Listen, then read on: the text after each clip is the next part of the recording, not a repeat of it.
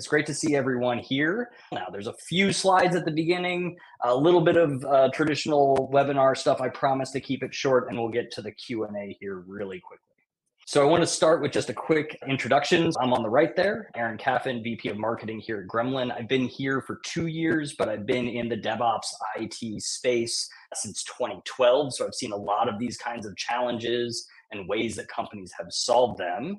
And our founder and CTO, Kolton, is here with us. Kolton, you want to give folks a little overview of your background and where you're coming from? Hey, everyone. Thanks for joining. My name's Kolton. I'm the CTO and founder of Gremlin. Prior to founding Gremlin, I was an engineer by trade. I worked for Amazon and for Netflix. At both companies, I was in charge of making sure everything was up and reliable, and was a part of building their fault injection tooling, part of their reliability programs, part of their performance programs. Been focused on building reliable systems and really operating and being in the line of fire of reliable systems for the last 15, 20 years. So definitely somebody who has seen a lot of this, and we're looking forward to hearing your insights. Before we jump into that, just a couple thoughts on why we're here. We have conversations with a lot of SRE teams, performance engineering, QA, software engineering, platform, cloud architecture, all these teams that are looking at improving overall reliability at their company. Why are they doing it? Well, they're doing it because as things have gotten more complex, as things have gone faster, we're finding that our systems have become sort of a minefield of reliability risks, right? These are all the things that are kind of lurking in the corners of systems waiting to cause an outage under the right conditions. So things like dependencies that people don't know about. Maybe you have misconfigured auto scaling somewhere. Maybe you've got redundancies that you thought were working, but they're not working the way you thought you were going to, or just some hacks that people have built in over the years to try to make things work that just won't work in certain conditions. And our collective goal, I believe, and please tell me if you have a different view on this in the chat, but I think the collective goal is to find these things before they impact the end user. That's the big so what out of all of this work that we do day to day. The problem is that we hear time and time again that teams are struggling to fix these issues before those users feel the pain. And we see this happen out in the public all the time. In the last 12 months alone, we've had some pretty big public outages, right? Southwest went down, 17,000 flights canceled, over $1 billion estimated to be lost. Square, for those of you paying attention, had an 11-hour service outage. There was a lot of challenges there. Thousands of small businesses, restaurants couldn't take orders. There was a loss of trust and a loss of revenue there. And then there was the Ticketmaster outage that everybody remembers when Taylor Swift's tickets went on sale, 10+ hour queue. It was a debacle. There were lawsuits and Senate judiciary hearings and all this stuff, just things that can be avoided that we need to avoid as best as possible. So the question we're looking at is like, why is it so hard to get out in front of these things? And what can we do to create an environment where we can fix those things before they become incidents and outages? And Gremlin's in a unique position here because we've been working with some of the country's largest banks, media organizations, retailers, you name it. We've worked with them, SaaS platforms, to build a better approach to reliability. We've been doing that over years and years. We've got some of the best minds in the business working on this problem 24/7. And so our goal is to make sure that we can share that with the world, both in our app and in our content like today. So we're going to talk through what's working out there in the world of reliability and what's not. So let's kick into the good stuff here. Kolton, I'm going to start right off with kind of a tough question. We've been kind of looking at this reliability thing for arguably as long as businesses have had software. Why is reliability still so hard after all this time? Yeah, it's a tough one, right? You'd think, hell, why isn't this just solved? Haven't we, built all the tools? Haven't we encountered all the scenarios? Well, I think there's really a couple of reasons. The first thing that springs to mind is we're dealing with the defender's dilemma. Security is very familiar with this, but everything or most things have to go right for the system to work reliably. And when things fail, that's where, we encounter these surprises, these things that can go wrong. And so, we have an engineering team, we have a limited amount of time. How many risks, how many potential failures can we uncover and mitigate in the time that we have? And are we aware of them all? I think that's the challenge. There's many things that can go wrong. There's some that we know about. There's some that we don't know about.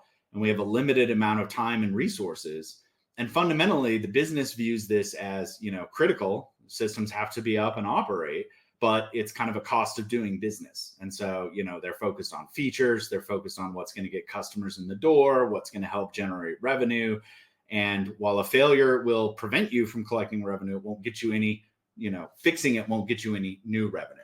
So there's a little bit of a disconnect in the resources that factors into building reliable systems. I think the other piece is it's everybody's problem. And so it's no one's problem.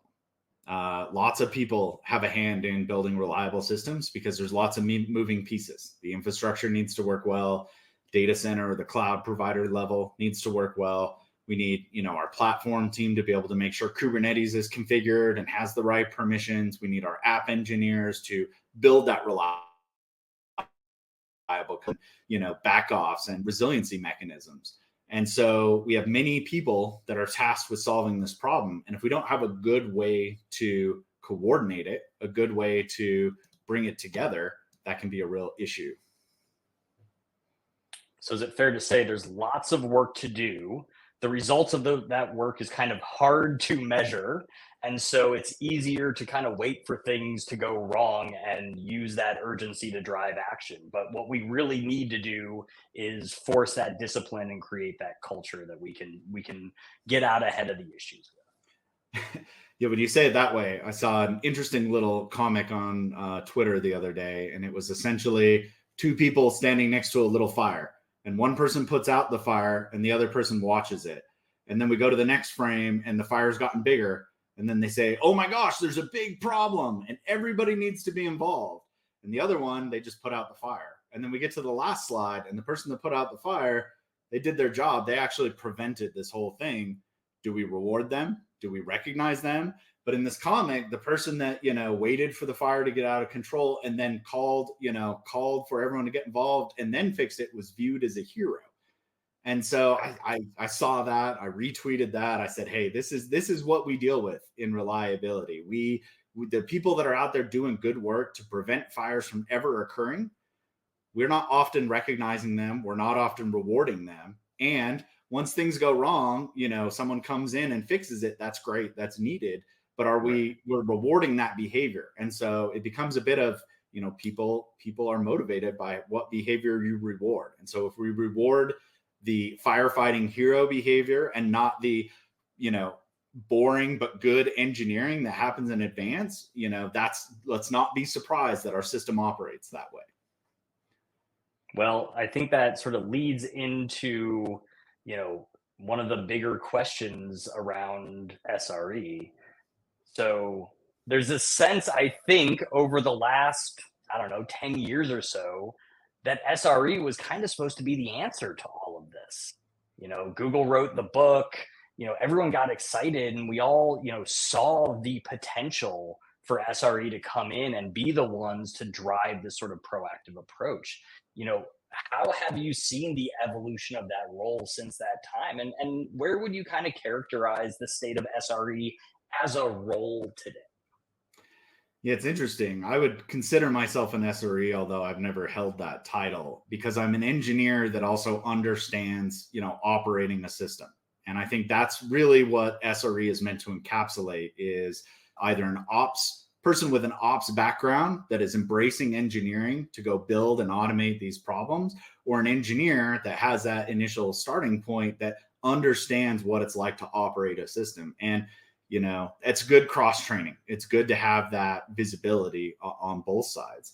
So I'm a big fan of the approach of SRE. Let's make smart engineering folks feel a little bit of this pain, and they will go build systems and tooling and automation to get us out of that problem. So to your point, it sounds great. What went wrong? Well, I think what went wrong is, or I think what could be done better is maybe the better way to phrase it, is that I don't think organizations have really empowered SREs to make true change. I think SREs are putting out fires. I think SREs are dealing with issues. I think SREs are consulting and guiding engineering teams, but it's kind of a hope strategy. Hey, we're going to go advise people. Hey, we're going to fix as much as we can ourselves. But what it lacks is a system of accountability and a system of measurement. And so how do you know your company's doing well at reliability? How do you know your SRE team is winning? Well, that's also up for debate. A lot of people will just look at how many outages have you had in the last year and how much customer pain have you caused. I think that's one side of the coin. That's the reactive things that have happened in the past. That's a lagging indicator of the health of our system. To really be good at this, we need a leading indicator of the health and reliability of our system. We need a way to understand the risks and the sharp points so that we have an idea what we're getting into. And ultimately, the SRE team, the folks that care about reliability, they want to show progress on those metrics. They want to show that not just are the lagging indicators going down, but the leading indicators are going down, which gives us confidence that we are in control of the problem and we are making forward progress. We're not just reacting and we didn't just get lucky. Sure. Yeah. I think maybe a nuance that I've observed talking with companies that have SRE teams is that SREs, they kind of sit in a lot of different places. And sometimes SRE as a role from one company to another can look kind of different. I'm curious if you could characterize a couple different flavors of SRE. Like, what do you see as the variations that have evolved out of the original idea? Yeah, well, you hit on another point, a classic computer science point, which is naming is hard and naming roles is hard. And just like we all debated for 10 years what DevOps meant, we're still debating exactly what SRE means. To some folks that have a longer time horizon, they may view SRE as just system ops, modern version of system ops that is cloud aware. And I think that's a little bit of an understatement of what we want out of SREs. We don't want just sysops. We want folks that are building, engineering, that are making code changes, doing code as change, affecting the systems. I think on the flip side, sometimes you have engineers that have decided, I want to be an SRE. This sounds interesting or exciting or whatever the motivation. It's a hot space, pays good. I'm going to go get involved in that. And if they haven't, if they don't understand network switches and racks and how systems fit together and the types of failures that can occur, if they haven't sat on a bunch of outage calls, if they haven't felt the pain, if they haven't been woken up in the middle of the night, then they may not really truly understand the operational burden and they may not have the best idea of how to solve it. And so I think you have this gradient between kind of how engineer are you and how ops are you. And the ideal SRE is a good balance of the two, understanding both worlds, leaning on the context of both worlds and using the best tools of both worlds to solve it. And I think, oftentimes that again strikes back to, are we giving them the right tools and the right purview to go make changes? If you treat an SRE like a sysadmin and all you allow them to do is deploy code and, manage issues that come up with the network, they're not part of the software development cycle. They're not advising in how we're preparing for high traffic events. They're not consulting with teams that have had outage issues on how to correct it or advising teams on what they could do better. We're really underutilizing that role. In terms of, I've seen companies where the SRE team is kind of centralized in sort of a center of excellence role. And I've seen some where they're distributed, where they're attached to a software engineering team or, they're working with other departments. Any observations on which of those tend to work better? Are there some situations where one is better and the other should be done? It makes me chuckle a little bit because during my time at Netflix back in 2013, we were having this debate. We had a centralized operations cloud reliability team, and they were pretty good at their job. They knew what was going on. They knew the system as a whole. And so, should they consult with teams? Should they embed with teams? Should they, stay in that centralized role? I think there's trade-offs to both. I think my personal opinion is it's much better to build the SRE expertise on a team than to embed someone in the team. Anytime you embed someone, you've got a lack of alignment around the long-term vision of that team. They don't own that long-term. They're there for a tour of duty. They want to make things better, but some of the decisions they make, they may not have to live with. So I think it's nice to be able to have teams that have some ops experience. And so all of the teams I've been on, all of the teams at Gremlin, we're all on call. We all share our turn on the pager. We all get a taste of what that feels like so that we have empathy for other folks. So we understand our system so that when we see something that doesn't work right, we go, oh, we should go make that better. And we go fix it. I think conversely, there's a lot of value in the centralized SRE team. It's valuable to have one team that knows the overall system well. It's keeping up to date. To keep that up to date system of knowledge of the whole system, need to be talking to teams. They need to know what work teams are working on. They need to know what's going to be deployed. They need to know the big projects. I think it's very useful to have that context. And if they are a centralized team, they sit in a nice place, typically in the organization, to have that centralized view of outages, of reliability, of work being done. And back to our prior discussion, I think that's the team. The centralized team is the one who should really own and champion these reactive and proactive metrics to talk about where the system's at and how it's getting better. Awesome. All right. Well, hot take from Kolton. Centralized is better. I'd love to hear from the room where everybody else, sort of sees this. Like, what are things like where you work? Where do you see sort of that SRE role landing, and how is that working out? It would be great to hear from you all what you're observing out in your world. Yeah, probably not surprising. One of the comments we see is many places have both. And, I think that's also just if you're at a large company, you may need a small group of folks that are, building the standard, talking about the overall program is described as the paved road. We use the paved road terminology at Netflix, kind of going out, figuring out what works, and then bringing it back to the rest of the organization so they can benefit. And the embedded ones being, the ones that are then implementing that vision, implementing that approach, going and doing the testing, doing the reporting, understanding, fixing the things that are found. And you need both. You need the tactical, find and fix things, but you also need the strategic. What's our plan? How are we coordinating? How are we aligning? Yep, absolutely. All right, I'm going to jump to the next question here, but yeah, keep those chats coming. If you've got something you want to talk more about, go ahead and drop it in there. We can address it. All right, next question.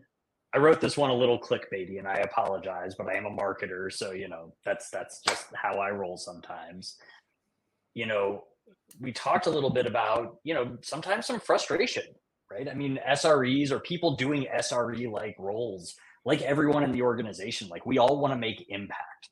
We all want to be proactive. We all want to see our work, influence better user experience, better company outcomes, all the things that, better developer experience, all the things that we care about.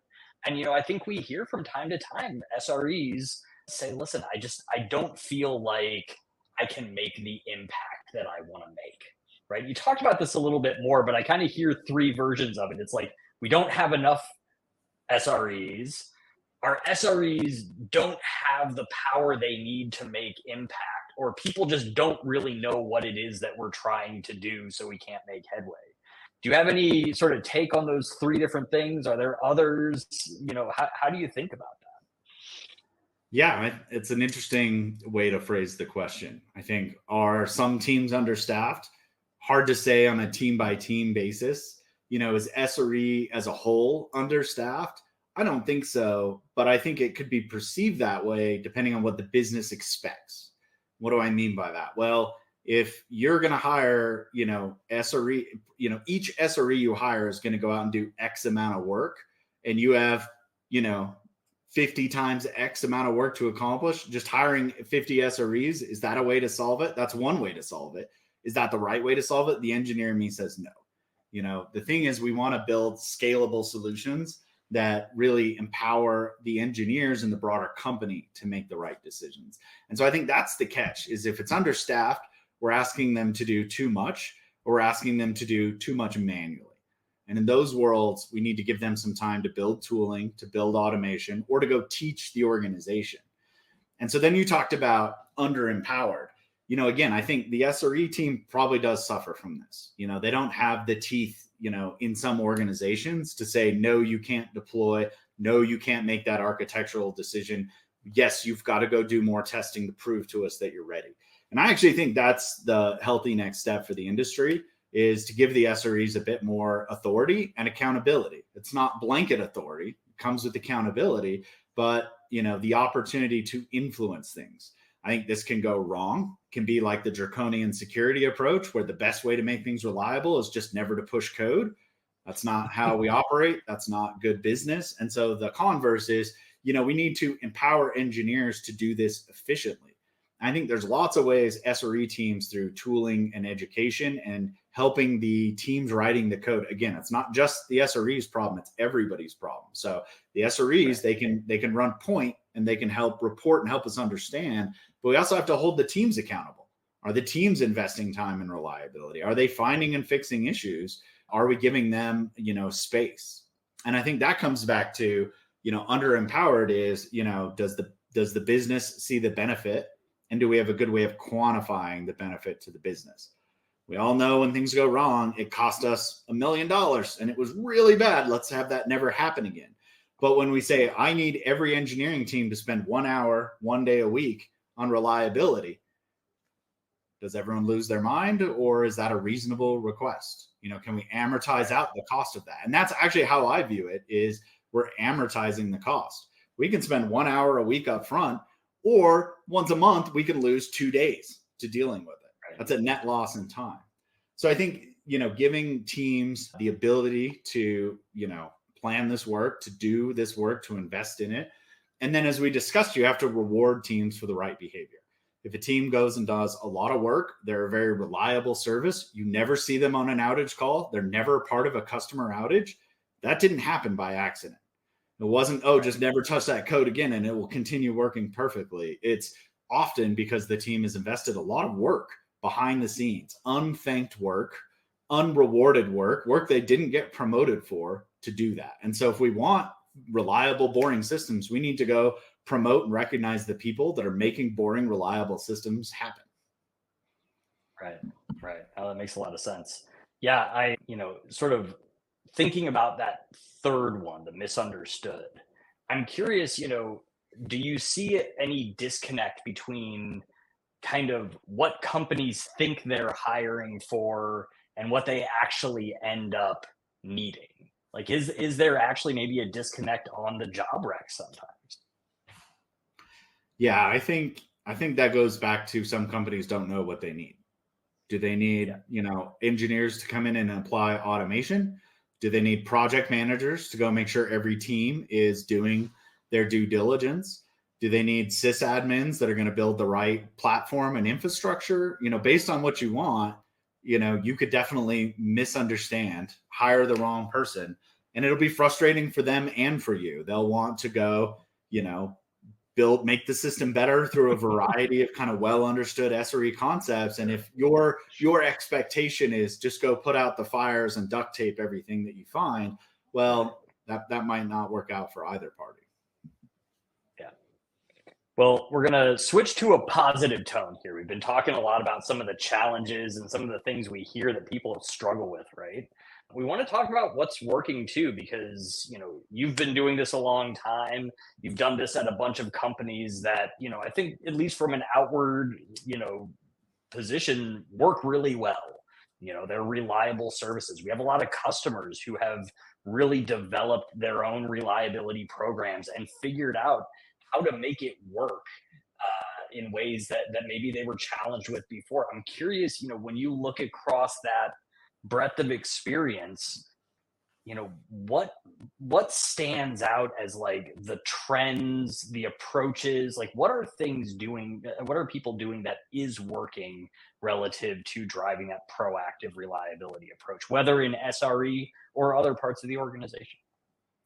Yeah. So, my first thoughts here go to my time at Amazon and Netflix. Amazon, I was part of the retail website. Outages were lost money was bad. So Amazon cared deeply about this. That was part of it. The other part was it was part of the engineering culture. When I arrived, one of the things I was told was, we expect you to write high quality, performant, efficient, available code. It's just everybody. And so, yes, solve the business problem, but also apply good engineering principles. And it showed up. It showed up when a principal reviewed your code. It showed up when you discussed it in an outage. It showed up throughout the process. And so it wasn't lip service. It was, it was something that time was invested in. And after my time at Amazon, I wanted to go to a place that was bought in culturally to the idea of reliability. And Netflix is that company. They knew early on in their journey to the cloud, we're going to have to deal with this turbulence, and it's an advantage, not a disadvantage. So let's lean into it and let's go get good at it. And they did get good at it. They built the Chaos Monkey. They built the Simian Army. They've written a lot of blog posts. But most importantly, Netflix is almost always up, almost always available, almost always works the way you need it to. And that's because it's not by accident. It's a lot of hard work by the teams behind the scenes. I think what it boils down to is you need an executive champion that cares about this. And to me, it's the CTO. The CTO is responsible for the quality of the code that you're writing, the quality of the customer experience, the quality of the product. And so, if your software doesn't work, the quality is zero. There's not half points here. If you can't use it, it doesn't work. And that's really, the consumer market. And I think what we will only see more of, people's willingness to tolerate failure has dropped significantly. Back in the day, people waited minutes or hours for web pages and would retry something over and over again. Today, people are on to the next website or the next app if things don't go wrong. So I think as part of the CTO or, leadership owning it, they need to tell folks that it's important in the product roadmap, in some of the development schedule, that we spend time on it, that the CEO is the person that holds people accountable, that they review the metrics, that they sit in the outages, that they understand the quality of the software. And I think that sets the right tone down the line. Once folks know, hey, it's okay for me to spend some time and invest on this. If I do a good job, I'm going to get recognized. If I do a poor job, I'm going to get called out. Right there, you have a much different world than, oh, hey, something's broke, go fix it. Oh, hey, I sure hope this doesn't break, but you know what? We're going to hope and pray.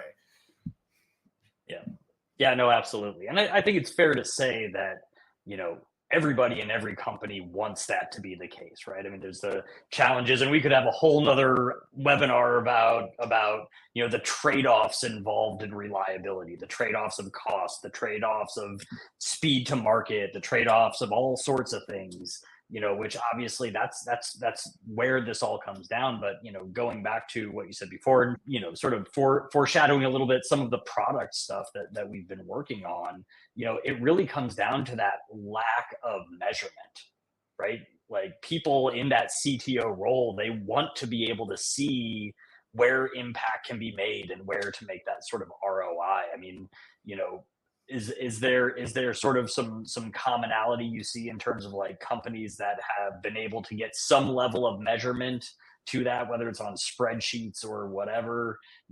Are there some ways that people are starting to drive that visibility on their own? Yeah, it's interesting because I think before we jump into measurement, part of what you just described is, I find if there was $1 million outage and then I go find the bug that caused it and I fixed it, I fixed, $1 million outage, right? But what if I find that when I go back in time and I fix that bug 2 months ago? Right. Does anyone care? Does anyone know what it could have been? Does anyone know the potential of the impact? It's also one of the problems we get into is a lot of times we go and fix very critical things and it's just a bug. And so it gets kind of you just fixed a bug level of effort and you fixed a bug level of, appreciation. And I think that's underselling, the kind of work that's done. It's tricky to find these things, and finding them and fixing them before they cause outages. That's $1 million we saved. Which is the $1 million bug? Well, in my opinion, it's the one we fixed before the outage, not the one we fixed after the outage.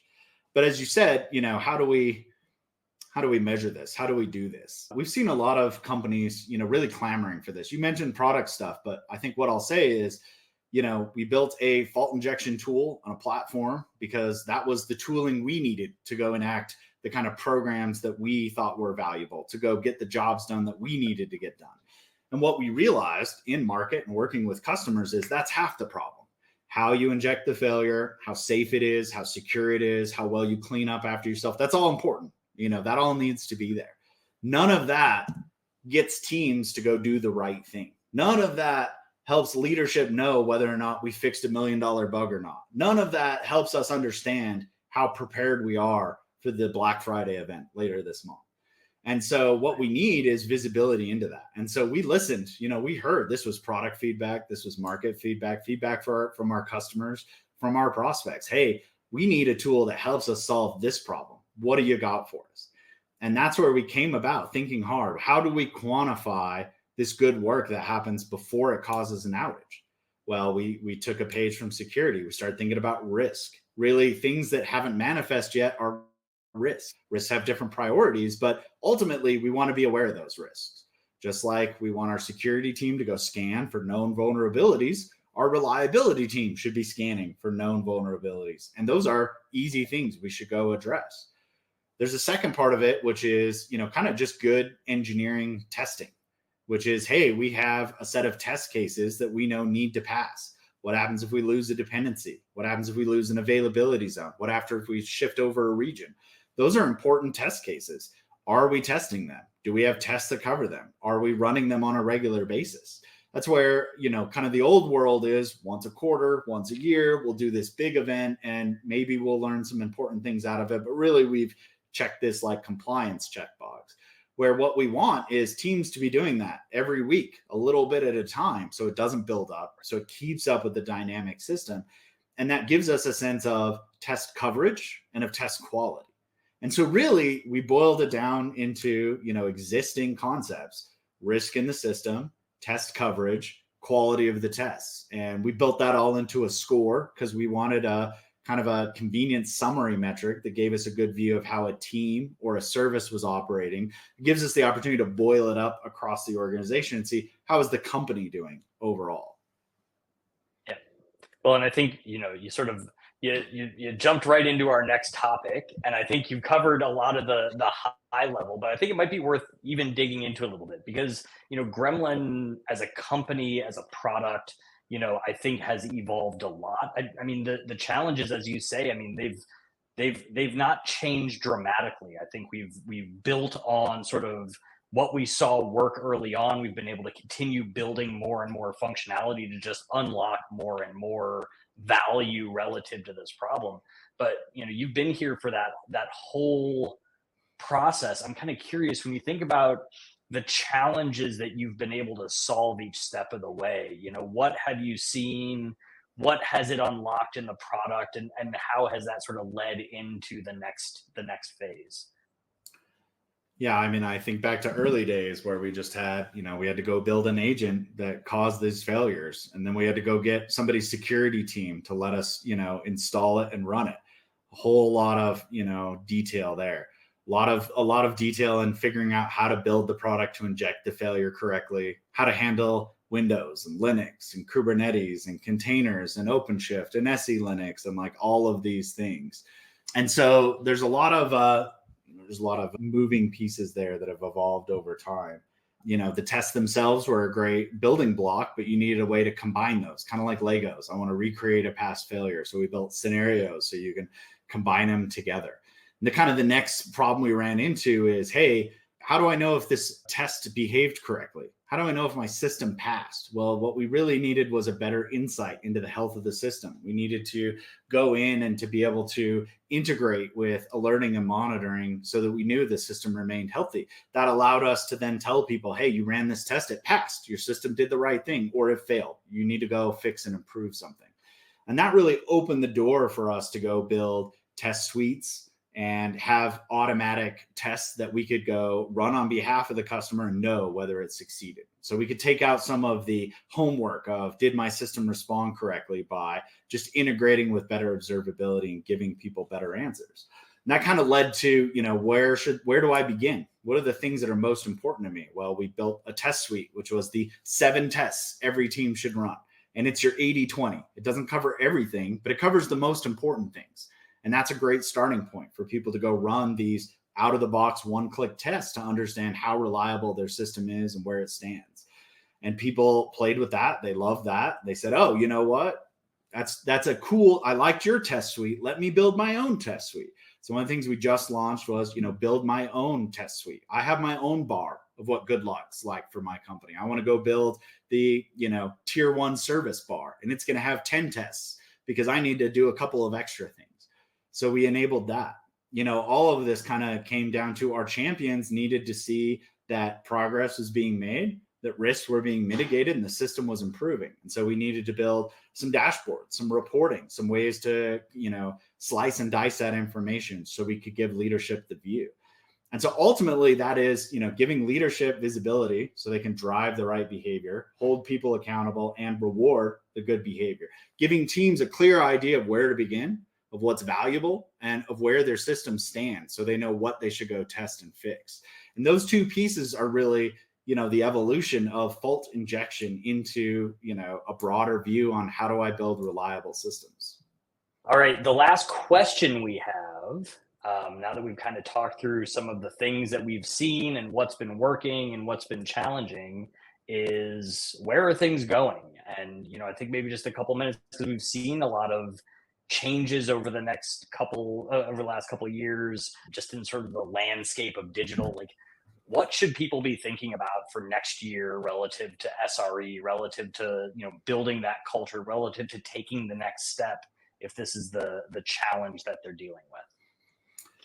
Yeah, as I look forward 5, 10, 20 years, our digital infrastructure is going to be almost as important as our physical infrastructure. And when it fails, it's going to be a big deal. It's going to show. I'm surprised Taylor Swift is the thing that, got us in front of Congress. But like when a huge bank has a multi-day outage, when, it impacts travel, safety, military, finance, government, those things are going to be much more important than they have been in the past. And I think that's going to correspond with consumer patience going way down.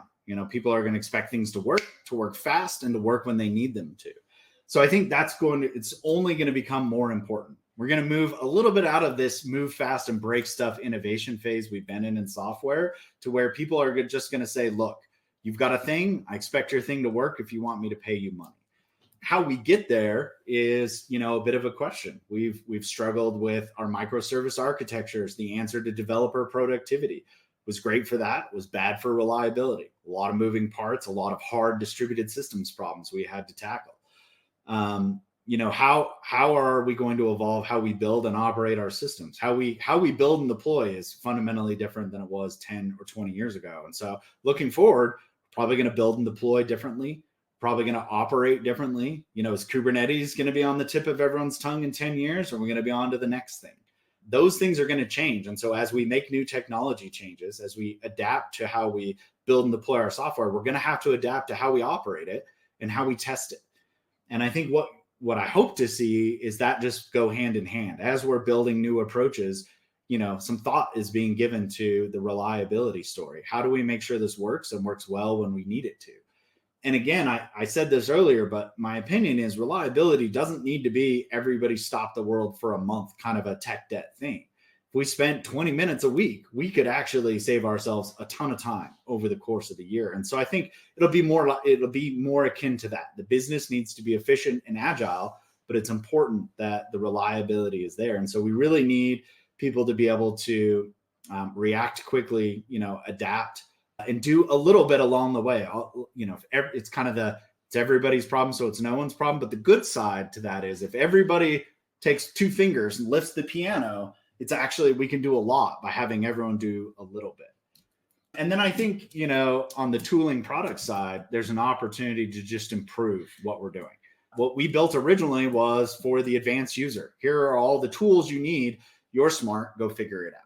And then what we found we needed was ways to simplify that, ways to guide, ways to bake in some of our expertise, ways to make it easier to do the right thing. And so that's a lot of what we focused on, but there's more to be done there. Telling people whether their test passed or failed, telling whether their system's healthy, that's actually a very hard problem, but we've made some good headway. We can go further there. We can get to a place where we can give people a real good feedback loop on the reliability and performance of their software while we're testing it.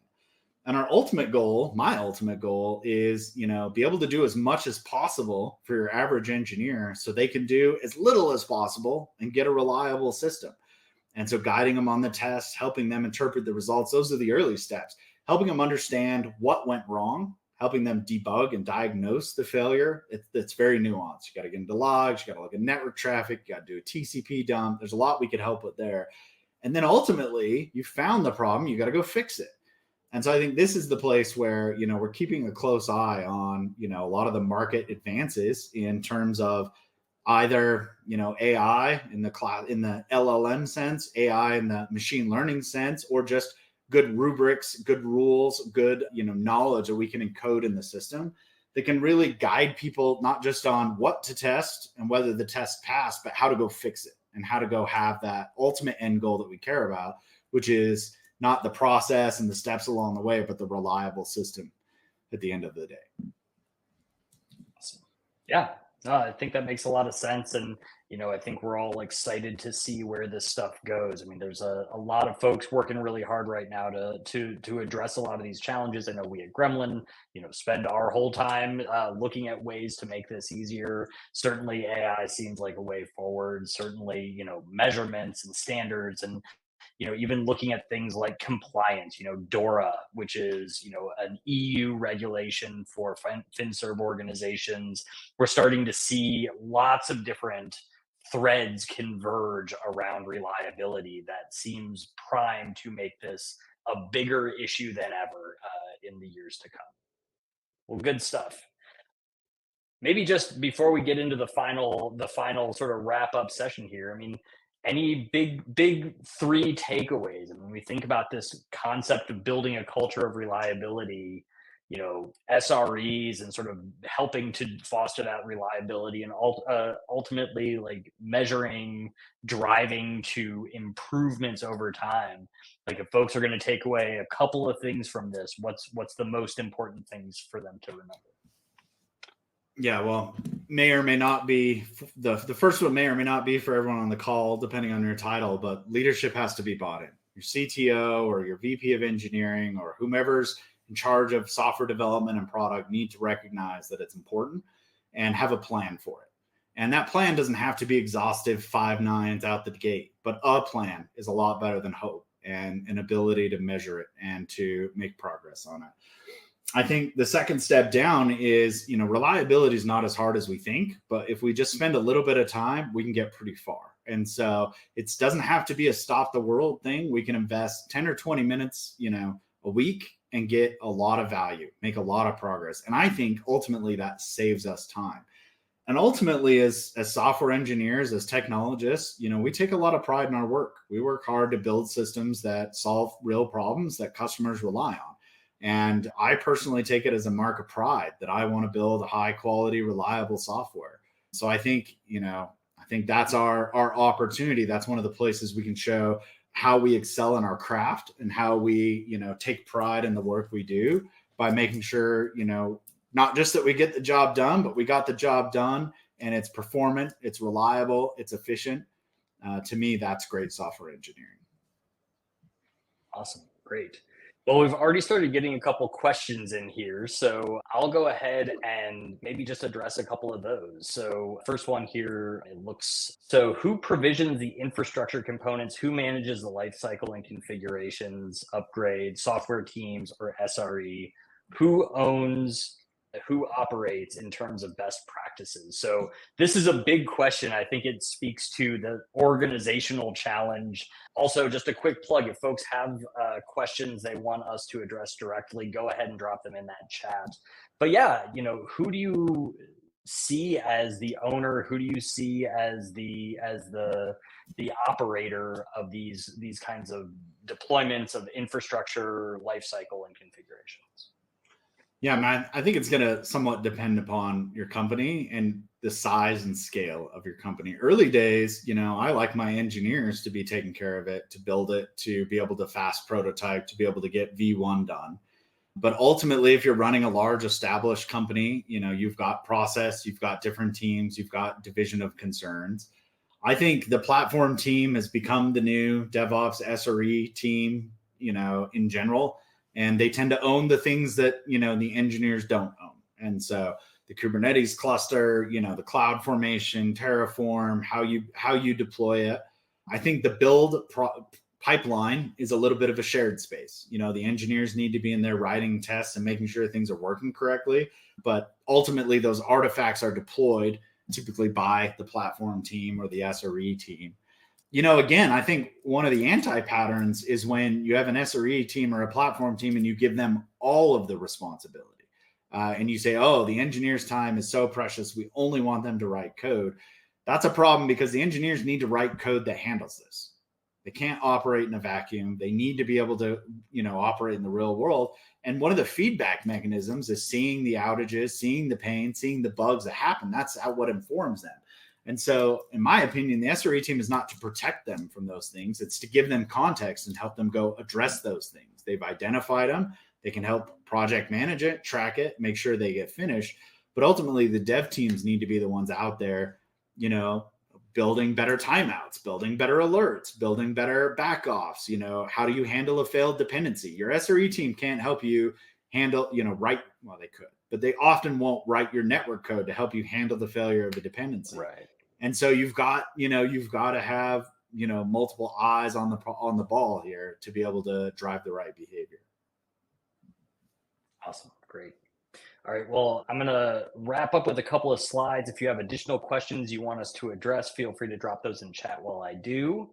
I'd certainly be remiss if I didn't say that Gremlin can help with a lot of the issues that we've talked about today. As Kolton said, we have spent the last 7 years building tools for teams who are addressing these challenges, who are looking to build a culture of reliability, who have SRE teams that want to make impact in their organization. And there's a lot of different ways that Gremlin can help, right? For SRE teams, we work with them to help with chaos experimentation, for finding, best practices for the company, for identifying risks that maybe the company didn't even know existed in their infrastructure or in their systems. For QA and performance teams, a lot of them leverage us for resilience testing in their software development lifecycle, making sure that as things are going out the door, they work as expected. And we work with central teams like cloud architecture to drive compliance and standards across organizations, which is just an issue that's becoming more and more important as software becomes more complicated, as it's going out the door faster. Central teams are looking for ways to make sure that software is tested the same way for the same things across the organization. And ultimately, going back to that measurement, being able to show the impact of reliability work to leadership, giving them the data they need to make good decisions when we're having to make trade-offs between reliability efforts and things like shipping faster or cost savings. So lots of different ways we can help. We have a free 30-day trial for those of you who like to try this yourselves. You want to see how we are helping these other companies. We also have a lot of other resources. I put a few of them in here. These are all more tactical resources. We have 4 pillars of a best-in-class reliability program. That's a blog post on our website. We have a webinar hosted by one of our senior engineers on building a program called More Reliability, Less Firefighting. As I said, you can try us for free. Gremlin Enterprise Trial. It's a fully featured trial. You can go in and play with all the tools we have. Gremlin.com/trial. And if you don't want to get hands-on just yet, you want to hear how we can help, go ahead and connect with us for a one-on-one demo with a reliability specialist at gremlin.com/demo. I'll send out an email after this webinar with links to all of these resources so that you have them to reference. There's a ton more resources on our website, gremlin.com. Just go to resources and we'll get you what you need. In the meantime, I hope this has been enjoyable. We'd love to hear your feedback. This was a new format. We want to know what worked, what didn't, so we can keep getting better at creating good content for you. With that, I will say thank you, Kolton. Thank you to everyone who joined us today. Kolton, any parting words before we wrap up? Yeah, just thanks everyone. Appreciate the time. Always looking for opportunities to share a bit of the wisdom, a bit of what we've learned along the way. And if we can help you as a company, that's great too. I love the let's get to trial, sentiment in the chat. Yeah, let's go get it done. So let us know how we can help. And, if there's something I can do or something that you want more detail on, as Aaron said, we'd love to hear more about, what's useful, what's helpful, what's effective for you. That's what we're here to accomplish. So again, appreciate your time. Thank you very much. All right. Thanks, everyone.